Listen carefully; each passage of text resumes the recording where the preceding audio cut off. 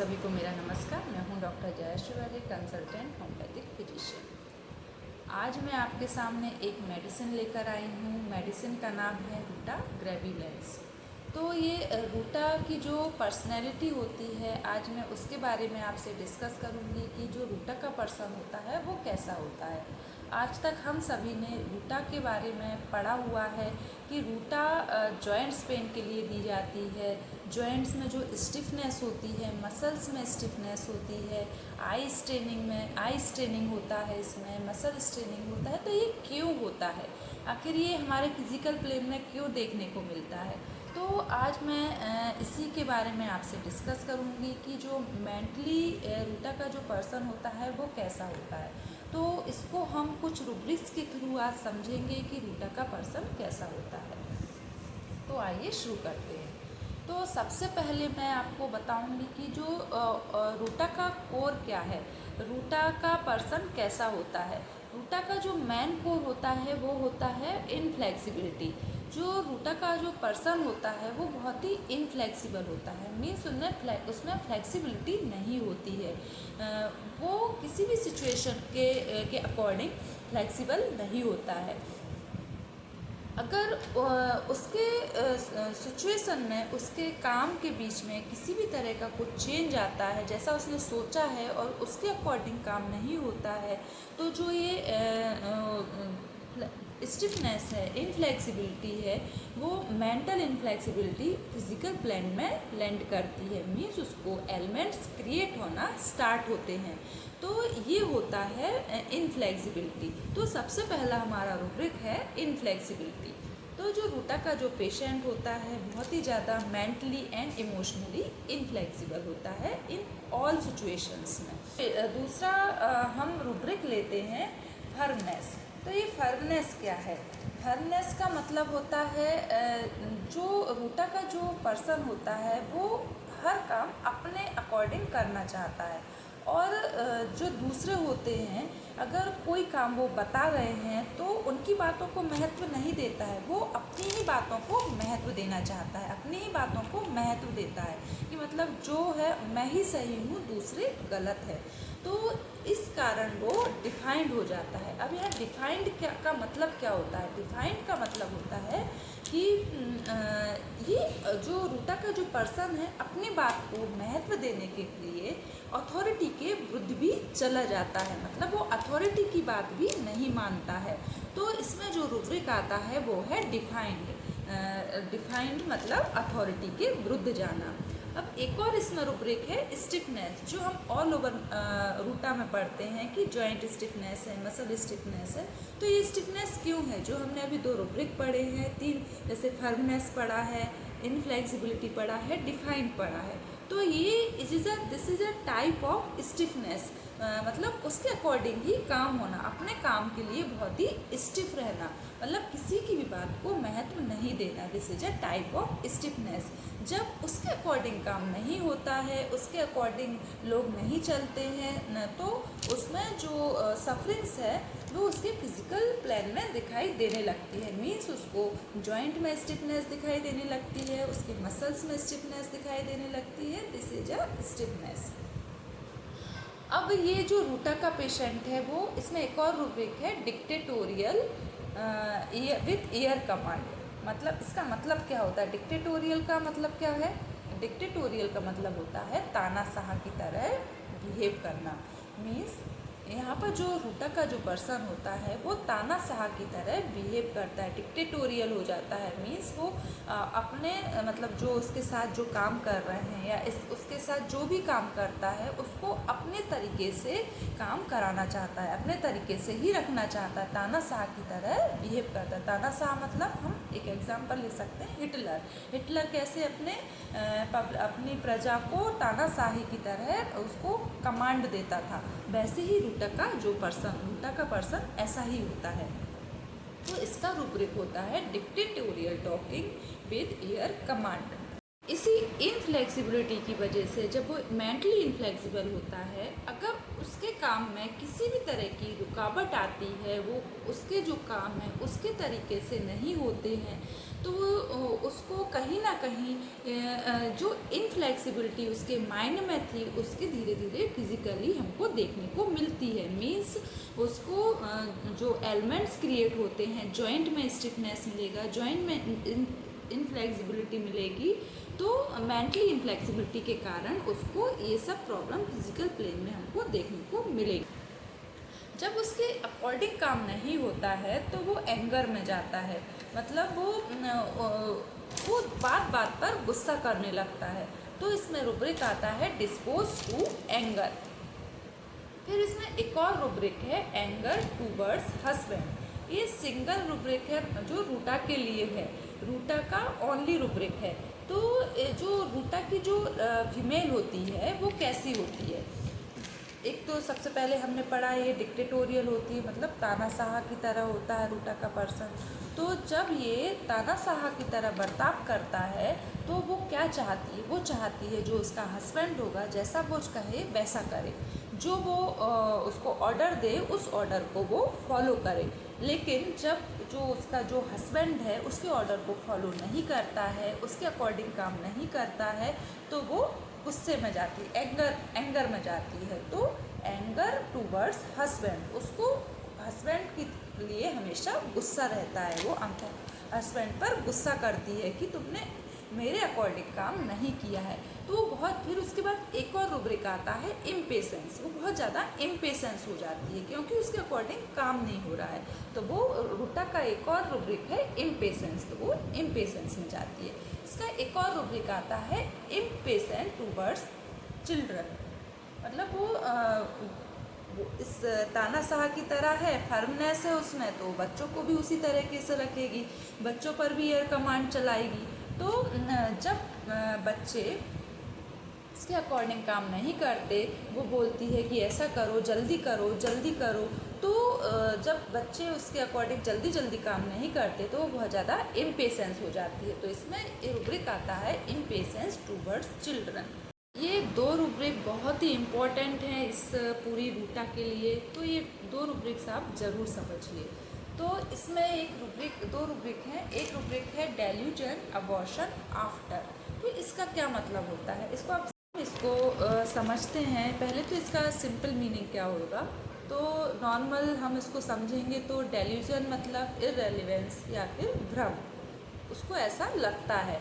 Abortion का मतलब क्या होता है, जो foetus are come out from the vagina before the scheduled time is an accident or an incident in which the productivity of the fetus is hindered, or a fetus come out from the vagina before the scheduled time.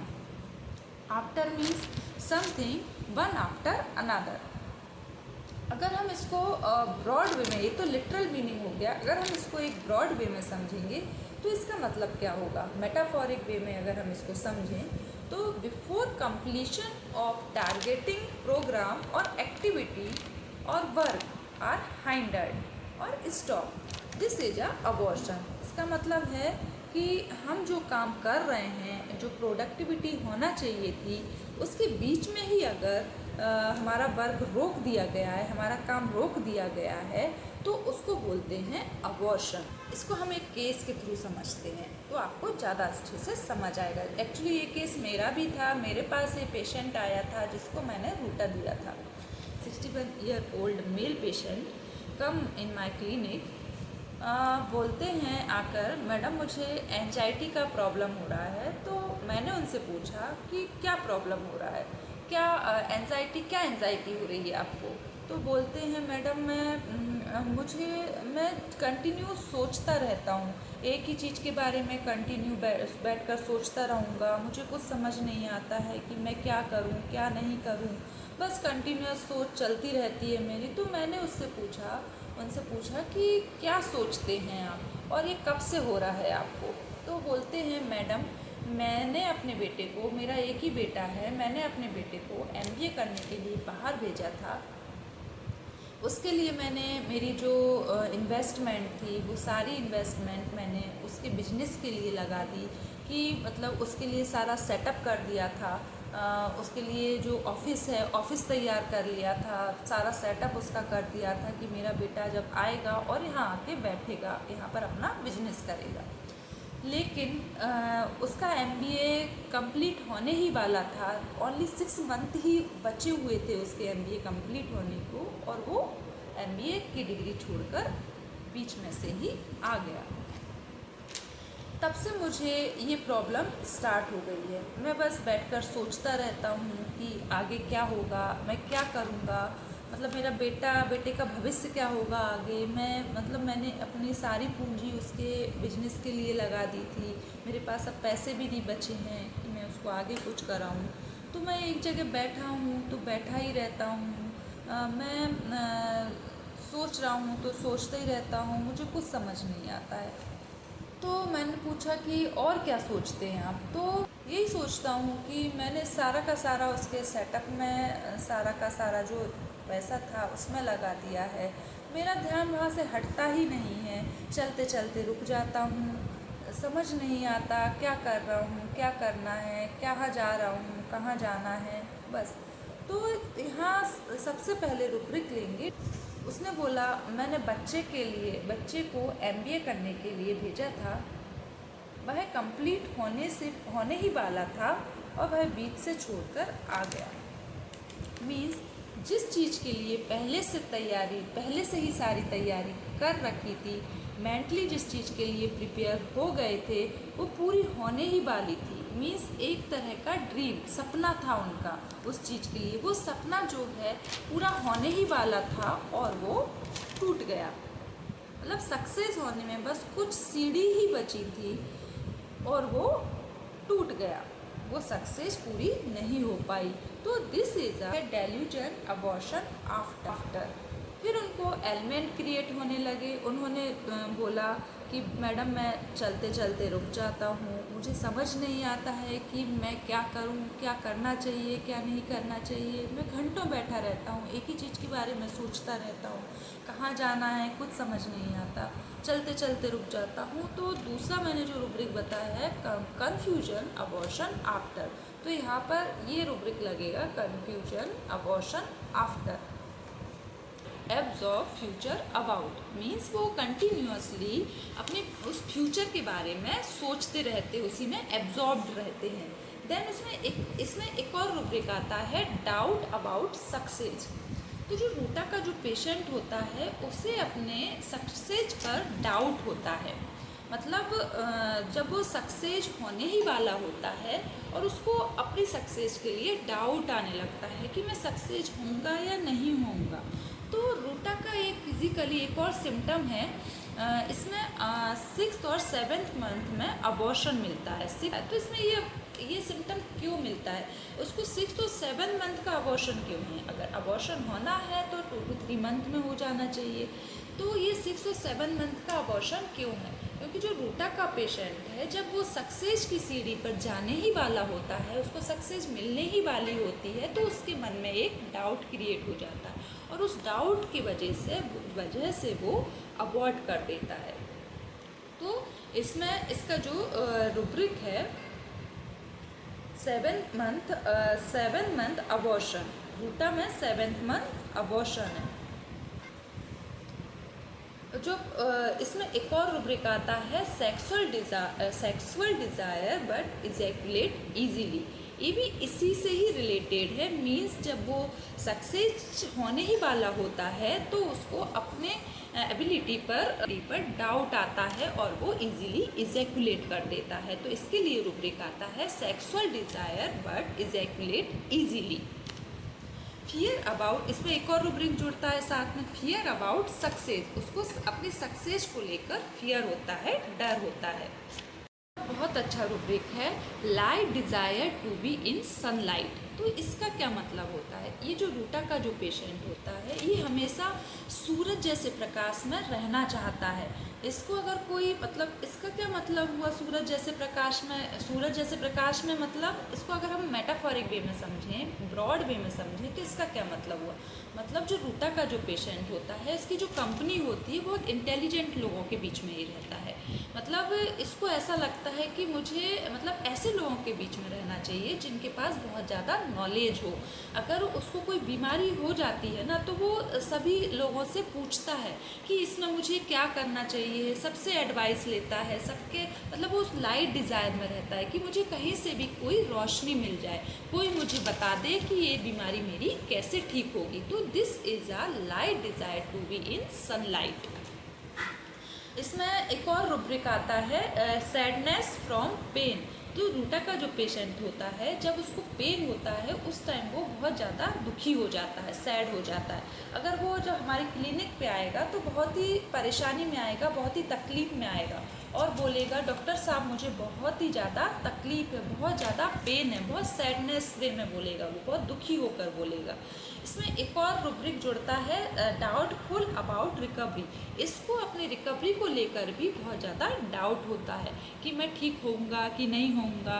तो ये होता है रूटा। Despair after pen, pen के बाद बहुत ज़्यादा despair हो जाता है, बहुत ज़्यादा हताश हो जाता है, निराश हो जाता है। इसको समटाइम्स सुसाइडल थॉट्स भी मिलते हैं। इसको एक्चुअली पेन के बाद बहुत ज़्यादा सुसाइडल थॉट्स देखने में मिलते हैं। इसका रुब्रिक होता है सुसाइडल थॉट्स आफ्टर पेन। आज के लिए